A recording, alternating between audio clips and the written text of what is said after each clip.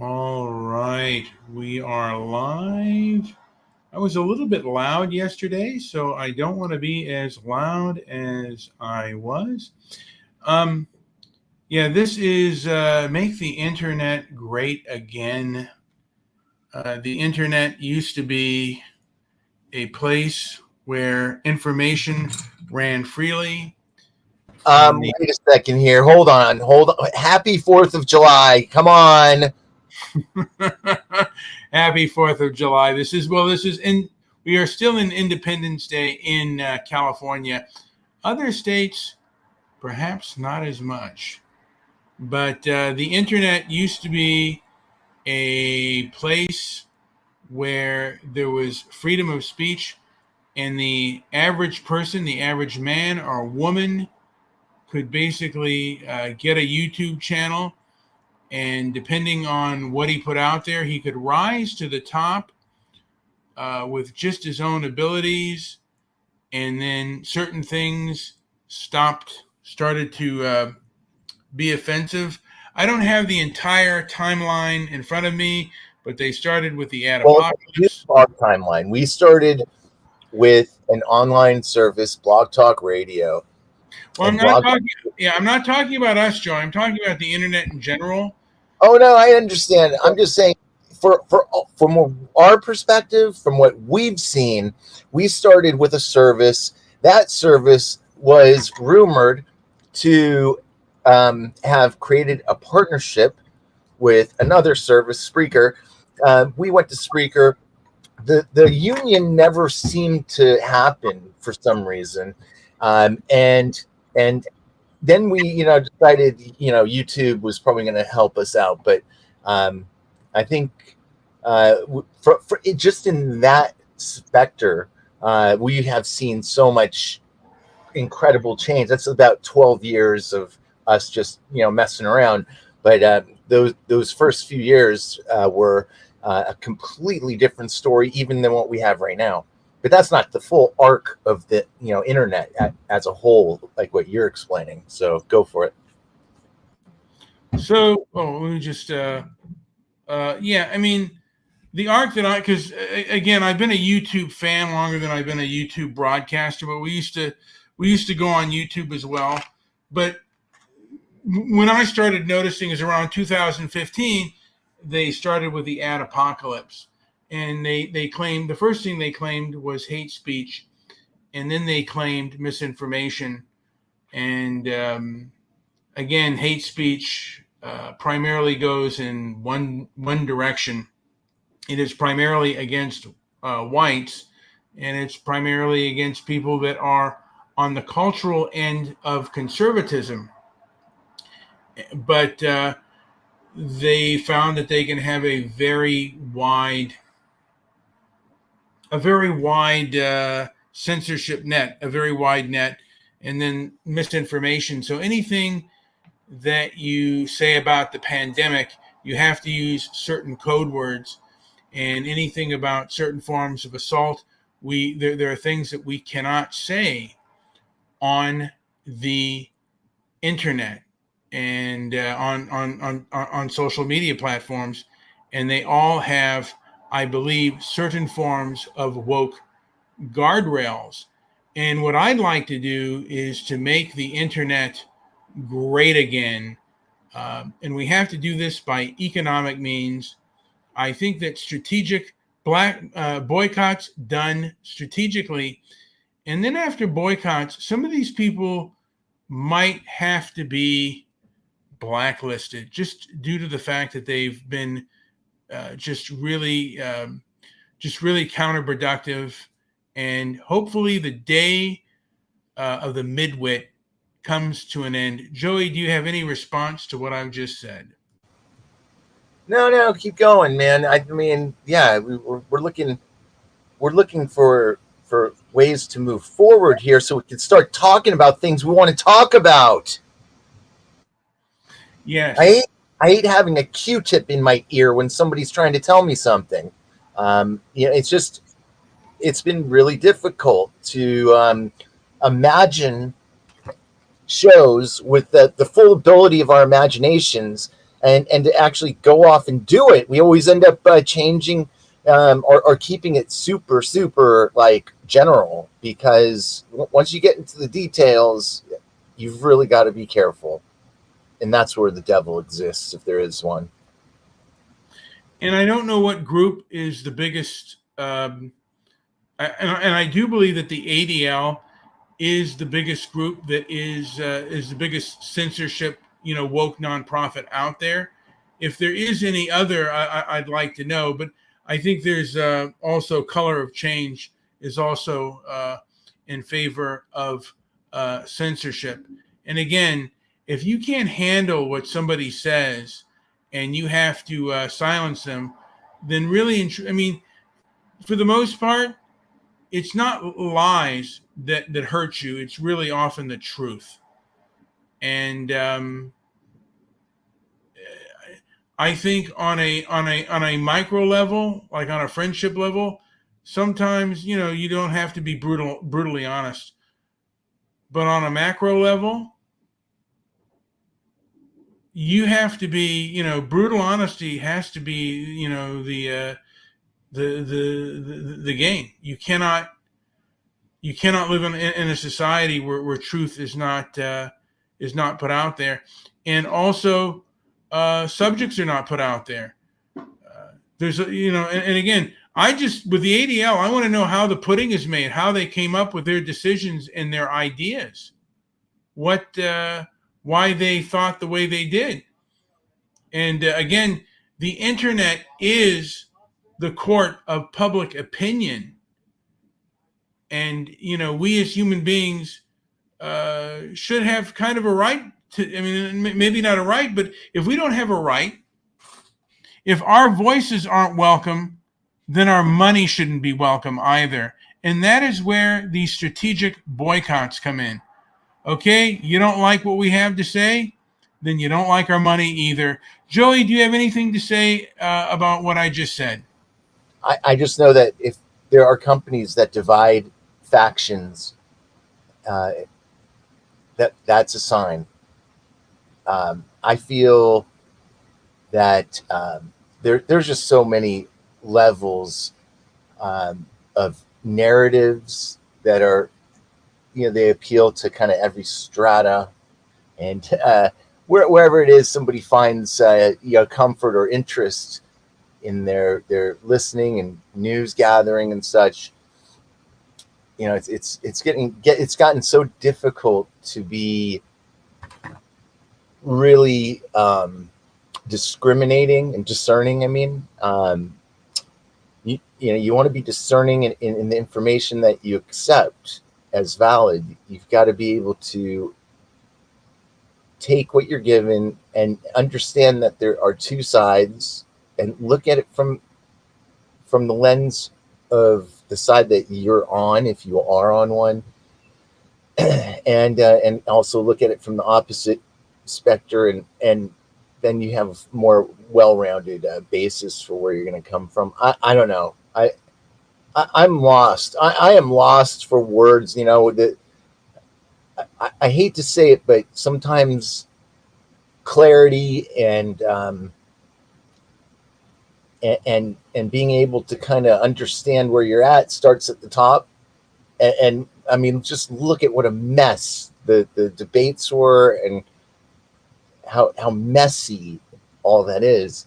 And it's all theater in my mind, but there's still people who I think take a lot of stock in those things.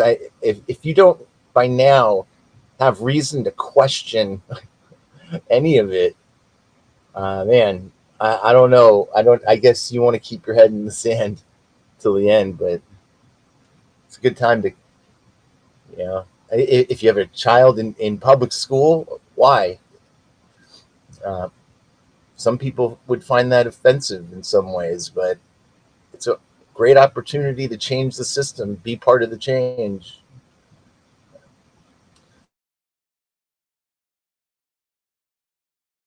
Well, I want to say that I have never felt as objectified and stigmatized by a lot of these midwits, and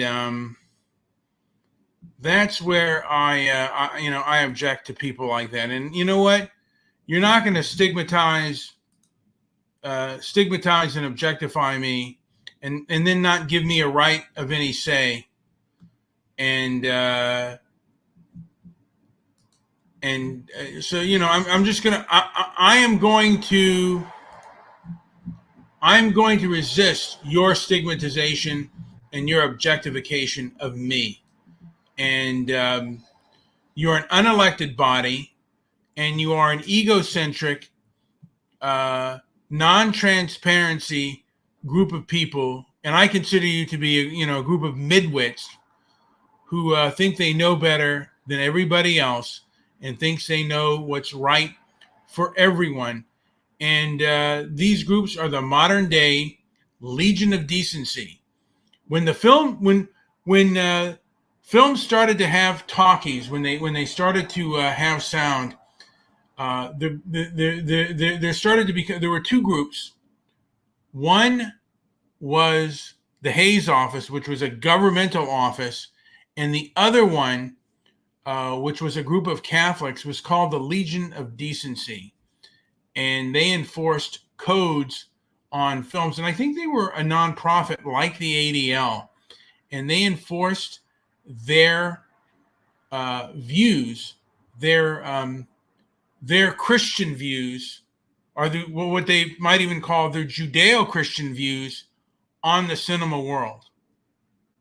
Now, the woke nonprofits are now enforcing their views on what they deem to be hate speech. And it's what they deem, because at least within the Catholic Church, it was a larger organization, but it is what these nonprofit, what they deem to be good or bad information.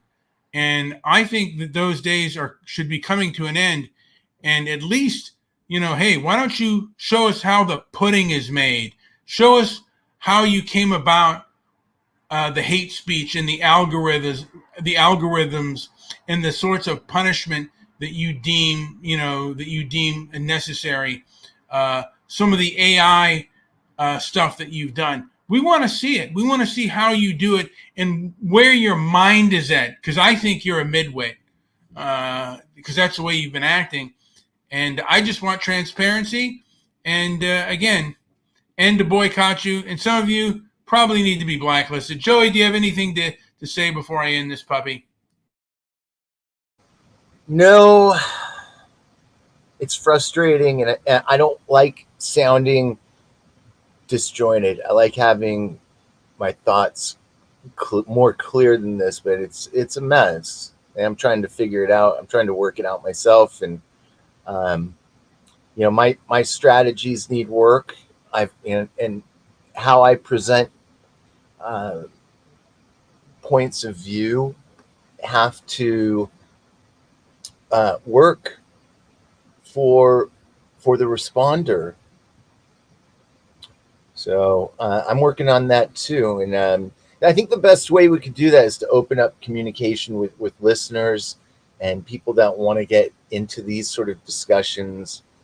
Mine they do vary from Brian's road, which is like I think heartfelt and honest, and you put a lot into that, and so I don't discredit it. I like to learn where I can, and where I disagree, I can kind of make my counterpoints. But it helps. Brian and I know our counterpoints, and we have fun with it, and we are friends, so we do have that advantage to kind of break things down when we're not on these streams too. But we would like to work it out with people that are listening. What are you thinking? What do you want to? What do you disagree with? Who do you feel could be boycotted? How would you speak with your wallet? All that kind of stuff. Well, I mean, like I said, a lot of these woke nonprofits, they have corporate sponsors. And I think that, again, we go after those people. To me, they're worse than Bud Light because, again, they are controlling the court of public opinion. And again, they are what, and look up the word midwit, MIDWIT, and that's what they are, in my opinion. They only have controlled opposition, and I think we need to improve our own skills, and others to come with us to help us all improve our skills and the people that we are resisting against, because these people are bigger and stronger than us. But I don't think that their argument, I don't think that most people agree with their arguments. I mean, they took away the thumbs down, where you could see the thumbs down ratio. Yeah. And that's absurd. And I think that I'm pretty sure that was the ADL that decided to do that. Popular opinion. They're not into popular opinion. They're into their own thought process. And again, it's a leftist. It's primarily a leftist thought process, and it's a culturally captured thought process. And some of these people can be taught a lesson, others cannot. But my hope is that strong resistance is coming to these abusive midwits. And Joey, I will end the show. Hey, like, subscribe, leave a comment down below, and whether it's our YouTube page or it's our Twitter page. I'm on two YouTube channels. One is, of course, Transparency and Merit. The other is Inflammatory Talk. And then we have our Twitter channels, which is Walk Against the Woke, Mr. Midnight Movie, and Transparency and Merit. I thank you all for listening, and enjoy the rest of your day. Go ahead, Joey. Yeah, enjoy the rest of your 4th of July if you still have any left. We got a couple hours or less here. And let's get that conversation going. I think we put a lot of effort into getting the conversation going, because Brian and I have been out in public and we've seen ridiculous cult-like behavior. Brian, I have a story that happened to me today. It'll blow your mind. We'll have to decide whether we could talk about it at some point. But there are just it's unimaginable in some ways how blatant the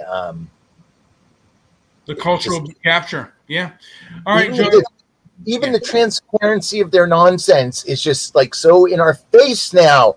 Anyways, we're gonna get into it, and we need voices. So yeah, that's it for this one. Yeah. Like, subscribe on our X channels, and leave a comment down below. Thank you.